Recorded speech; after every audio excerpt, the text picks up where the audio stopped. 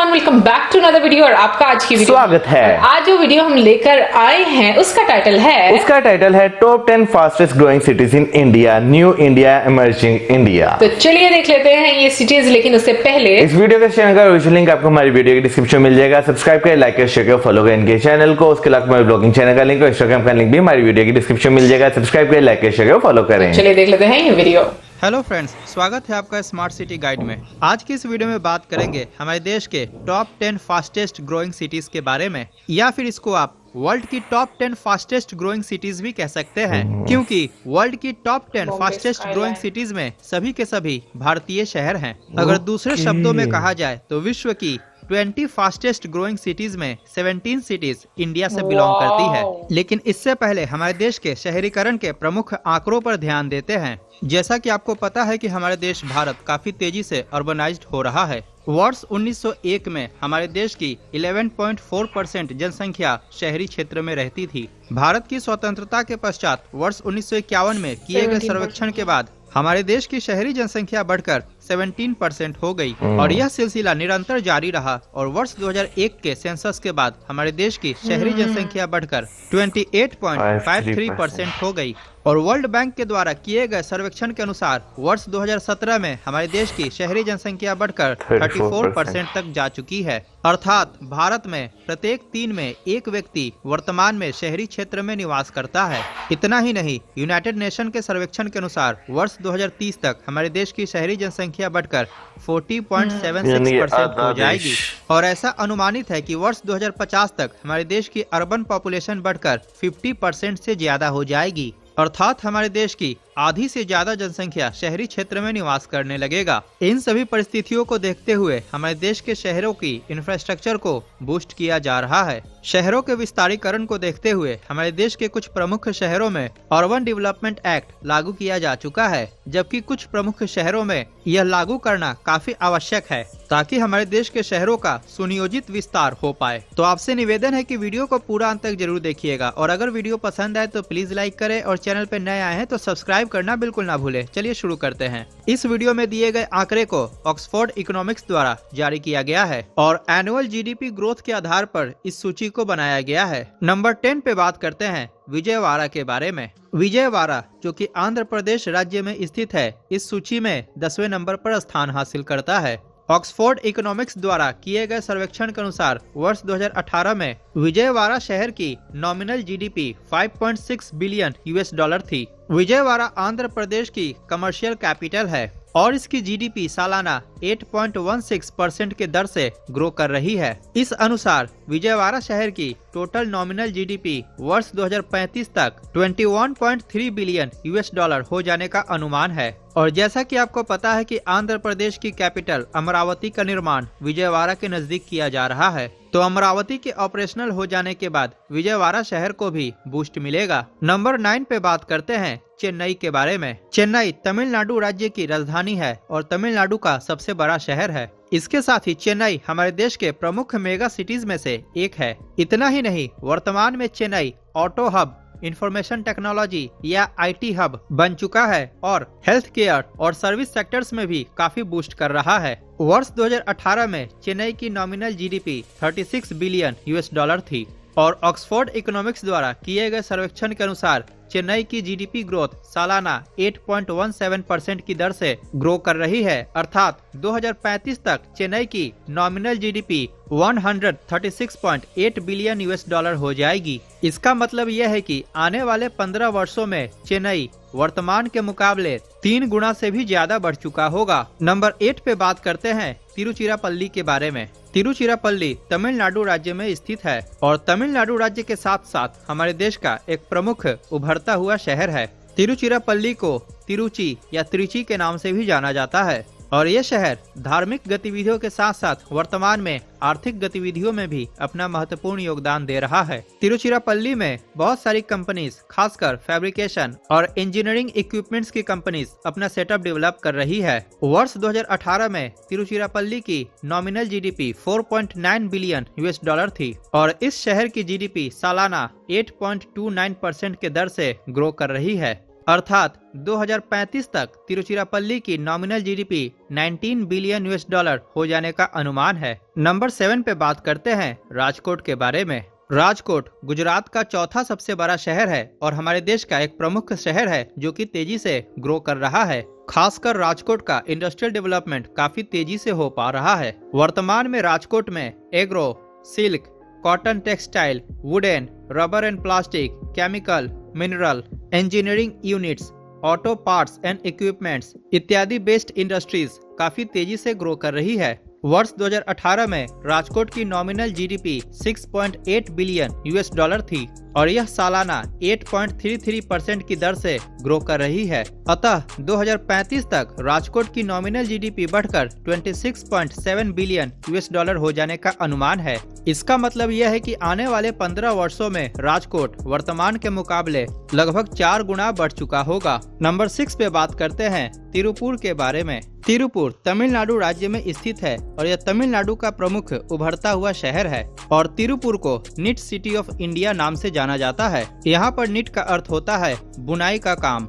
अतः वर्तमान में टेक्सटाइल इंडस्ट्रीज और गारमेंट इंडस्ट्रीज तिरुपुर में काफी तेजी से ग्रो कर रही है और निट वियर गारमेंट्स के क्षेत्र में तिरुपुर ने पूरे विश्व में अपनी पहचान बना ली है। वर्ष 2018 में तिरुपुर की नॉमिनल जीडीपी 4.3 बिलियन US$ थी जो कि सालाना 8.36% की दर से ग्रो कर रही है। इस प्रकार वर्ष 2035 तक तिरुपुर की नॉमिनल जीडीपी बढ़कर 17 बिलियन US$ हो जाने का अनुमान है। नंबर 5 पे बात करते हैं नागपुर के बारे में। नागपुर शहर महाराष्ट्र राज्य में स्थित है और यह महाराष्ट्र की तीसरी सबसे बड़ी शहर है आफ्टर मुंबई एंड पुणे। नागपुर शहर महाराष्ट्र की विंटर कैपिटल है। इसके साथ ही हमारे देश का एक प्रमुख उभरता हुआ शहर है। नागपुर को इंडिया की ऑरेंज सिटी के नाम से भी जाना जाता है, लेकिन संतरे के उत्पादन के साथ साथ नागपुर काफी तेजी से इंडस्ट्रियलाइजेशन की तरफ बढ़ रहा है, जिनमें IT sector, power sector, textile, automobiles, pharma sectors इत्यादि के क्षेत्र में पिछले कुछ वर्षों में काफी तेजी से विकास देखने को मिला है। वर्ष 2018 में नागपुर की नॉमिनल जीडीपी 12.3 बिलियन US$ थी जो कि सालाना 8.41% की दर से ग्रो कर रही है। इस प्रकार वर्ष 2035 तक नागपुर की नॉमिनल जीडीपी बढ़कर 48.6 बिलियन US$ हो जाएगी। अर्थात आने वाले 15 वर्षों में नागपुर वर्तमान की अपेक्षा लगभग 4 गुना बढ़ चुका होगा। नंबर 4 पे बात करते हैं हैदराबाद के बारे में। हैदराबाद तेलंगाना राज्य की राजधानी है और तेलंगाना राज्य का सबसे बड़ा शहर है। इसके साथ ही हमारे देश का एक प्रमुख उभरता हुआ शहर है। इतना ही नहीं, हैदराबाद विश्व के प्रमुख शहरों में अपनी पहचान बना रहा है। इसीलिए हैदराबाद विश्व का चौथा सबसे बड़ा तेजी से उभरता हुआ शहर है। हैदराबाद की IT इंडस्ट्रीज और सर्विस इंडस्ट्रीज पूरे विश्व में काफी तेजी से ग्रो कर रही है। इसके साथ ही मैन्युफैक्चरिंग और रियल एस्टेट सेक्टर में पिछले कुछ वर्षों में काफी उछाल देखने को मिला है। वर्ष 2018 में हैदराबाद की नॉमिनल जीडीपी 50.6 बिलियन US$ थी जो कि सालाना 8.47% की दर से ग्रो कर रही है। इस प्रकार ऑक्सफोर्ड इकोनॉमिक्स के सर्वेक्षण के अनुसार हैदराबाद की नॉमिनल जीडीपी 2035 तक बढ़कर 201.4 बिलियन US$ हो जाएगा। इसका मतलब आने वाले 15 वर्षों में हैदराबाद वर्तमान की अपेक्षा लगभग 4 गुना बढ़ चुका होगा। नंबर 3 पे बात करते हैं बेंगलुरु के बारे में। बेंगलुरु कर्नाटका राज्य की राजधानी के साथ साथ कर्नाटका राज्य का सबसे बड़ा शहर है और हमारे देश का 5वां सबसे बड़ा मेट्रोपॉलिटन एरिया है। इसके साथ ही विश्व का तीसरा सबसे बड़ा तेजी से उभरता हुआ शहर है। वर्तमान में बेंगलुरु हमारे देश का सबसे बड़ा software industry and IT hub है। इसके अलावा सर्विस सेक्टर्स और मैन्युफैक्चरिंग सेक्टर्स भी काफी तेजी से ग्रो कर रहा है, जिसके फलस्वरूप पिछले कुछ वर्षों में रियल एस्टेट मार्केट ने भी काफी तेजी से ग्रो किया है। वर्ष 2018 में बेंगलुरु शहर की नॉमिनल जीडीपी 70.8 बिलियन US$ थी और यह सालाना 8.5% की दर से ग्रो कर रही है। इस प्रकार वर्ष 2035 तक बेंगलुरु की नॉमिनल जीडीपी बढ़कर 283.3 बिलियन US$ हो जाने का अनुमान है। अर्थात आने वाले 15 वर्षों में बेंगलुरु शहर आज के मुकाबले लगभग 4 गुना ग्रो कर चुका होगा। नंबर 2 पे बात करते हैं आगरा के बारे में। आगरा उत्तर प्रदेश राज्य में स्थित है। इसके साथ ही यह उत्तर प्रदेश का एक प्रमुख शहर है और हमारे देश का एक प्रमुख पर्यटन स्थल है, जो कि ताजमहल के लिए विश्व प्रसिद्ध है। आगरा भारत के साथ साथ विश्व का दूसरा सबसे तेजी से उभरता हुआ शहर है और पिछले कुछ वर्षों में आगरा पर्यटन के साथ साथ agro, steels, auto components, chemicals, cements इत्यादि सेक्टर्स में भी काफी तेजी से विकास देखने को मिला है, जिसके कारण सर्विस सेक्टर्स और रियल एस्टेट में भी ग्रोथ दर्ज हुई है। वर्ष 2018 में आगरा की nominal GDP 3.9 billion US dollar थी, जो कि सालाना 8.58% की दर से ग्रो करने का अनुमान है। इस प्रकार वर्ष 2035 तक आगरा की नॉमिनल जीडीपी बढ़कर 15.6 बिलियन यूएस डॉलर हो जाएगी, जो कि वर्तमान के मुकाबले लगभग 4 गुना बढ़ोतरी होगी। नंबर 1 पे बात करते हैं सूरत के बारे में। सूरत शहर गुजरात राज्य में स्थित है